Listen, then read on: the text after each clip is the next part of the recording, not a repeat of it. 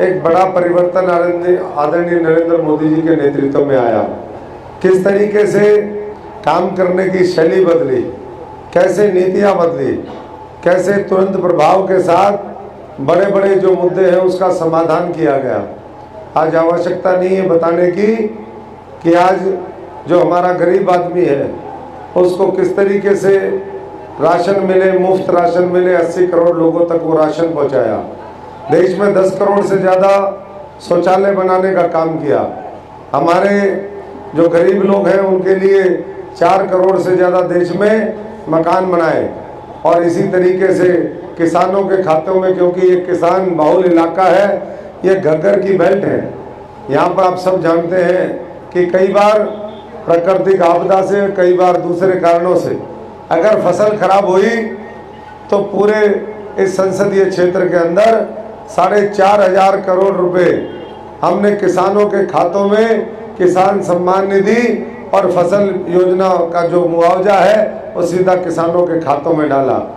खाले, नहरें तमाम जो थे, सोलर ट्यूबवेल, आज सूरज की किरणें और मोदी जी का आशीर्वाद दोनों हमारे खेतों को सींचने का काम करता है। तो इसलिए हम तो आगे भी इतना ही कहना चाहेंगे कि देश में हरियाणा पहला प्रांत है जहां पर 14 फसलों का हमें एमएसपी मिलता है।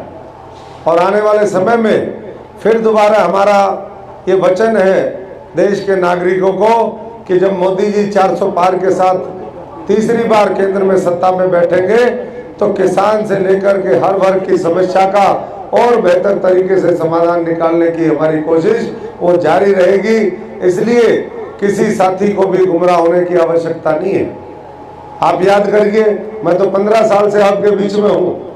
2010 में बाढ़ आई तब भी आपके बीच में था, और अभी पिछले दिनों जब बाढ़ आई तो हम लोग इन बांधों के ऊपर हर तरीके से सरकार, प्रशासन पूरा दबाव डाल करके, सारी लीडरशिप यहाँ पर बैठी है, यही थी जो आपके बीच में थी और कोई आपके बीच में नहीं था। इसलिए भरोसा रखिए और देश की तरक्की में, देश को विकसित बनाने में, दुनिया की तीसरी आर्थिक महाशक्ति बनाने में जो संकल्प मोदी जी लेकर के चल रहे हैं, आज उसमें 100 करोड़ लोग जो वोट डालने वाले हैं, 140 करोड़ जो हमारे भारतवासी हैं, उनकी भावना के अनुरूप हम सब लोगों को मिलकर के काम करना है ताकि दुनिया की जो ताकतें हैं आज जो भारत को रोकना चाहती है, रोक नहीं पाएंगी साथियों। क्योंकि जब पूरा देश इकट्ठा होता है, समर्पित भाव से होता है, देशभक्ति के माध्यम से होता है, तो फिर उस देश को कोई नहीं रोक सकता। और यही मोदी जी ने पिछले 10 वर्ष में करके दिखाया। आज राम मंदिर अगर बना, 550 साल पुराना मुद्दा, उसका समाधान निकला। अगर आज धारा 370 खत्म हुई, आज अगर करतारपुर कॉरिडोर साहब जो बाबा नानक की धरती थी उससे हमारे भारत की भूमि को जोड़ करके आपको, हमको, सबको दर्शन करने का अगर मौका मिल रहा है तो ये नरेंद्र मोदी जी की सोच है। आज बाबा नानक, गुरु गोविंद सिंह जी और हमारा खालसा पंथ का 400 साल पूरे होने पर जिस तरीके से सम्मेलन हुए, जिस तरीके से संत महापुरुषों की जयंती मनानी शुरू करी, ये नई परंपरा इसी सरकार ने, हमारे मनोहर लाल जी और नायब सिंह जी ने, मुख्यमंत्री हमारे जो रहे, उन्होंने शुरू करी।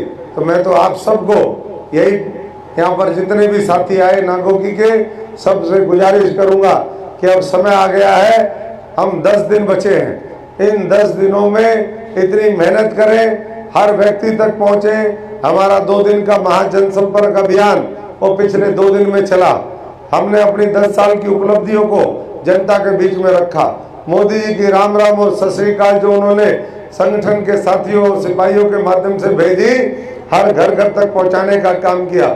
आने वाले 5 वर्षों में किस तरीके से भारतीय जनता पार्टी इस देश के लिए काम करेगी, मोदी जी किस तरीके से दुनिया की बड़ी शक्ति इसको बनाएंगे, वो संकल्प भी हमने लोगों के बीच में दोहराने का प्रयास किया।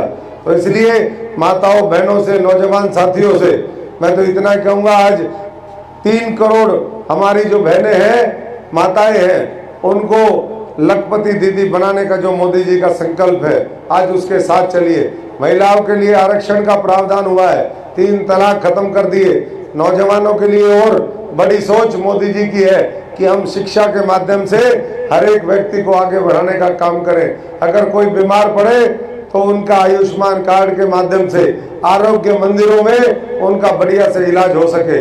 आज बिना खर्ची बिना पर्ची की सरकार ने हर गांव में नौकरी दी और मुझे भरोसा है, यकीन है कि इस गांव के अंदर भी बहुत से लोगों को नौकरी मिली होगी। इसलिए ये प्रयास रुकने वाला नहीं है। जिन लोगों ने आगे जो बच्चे हैं वो इसी व्यवस्था परिवर्तन के और फायदे उठाएं, ये मैं सबसे गुजारिश करता हूं। इस गांव में कौन से साथी आज आएगा जिनके बच्चे नौकरी लगे जी? हमारे साथी हैं इधर कोई? अभी पहुंचे नहीं है। एसडीओ भर्ती हुए हैं और साथी हैं।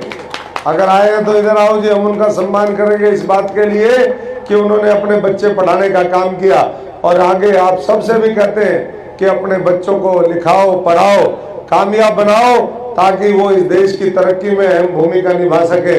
यही कहते हुए मैं आप सब यहाँ पर इतनी बड़ी संख्या में आए उन सबका धन्यवाद करता हूँ। और सभी साथी जो भी हमारे साथी हैं उन सबसे यही कहूँगा कि बहुत से आज दूसरी पार्टियां जो खत्म होने की कगार पर हैं, वो आज कभी संविधान का नाम लेती है, आज कभी वो किसान का नाम लेती है, कभी गरीब कल्याण का नाम लेती है, लेकिन सच्चाई ये है कि वो अपने आप को बचाने में लगे हैं। ना उनको किसानों से मतलब है, ना गरीब से मतलब है, ना संविधान से मतलब है, ना बाबा साहब से मतलब है। ये वही लोग हैं जिन्होंने आज़ादी के 50-55 साल इस देश पे सत्ता पे काबिज होने के बावजूद भी बाबा साहब के संविधान को ढंग से लागू नहीं किया, रिजर्वेशन को ढंग से लागू नहीं किया।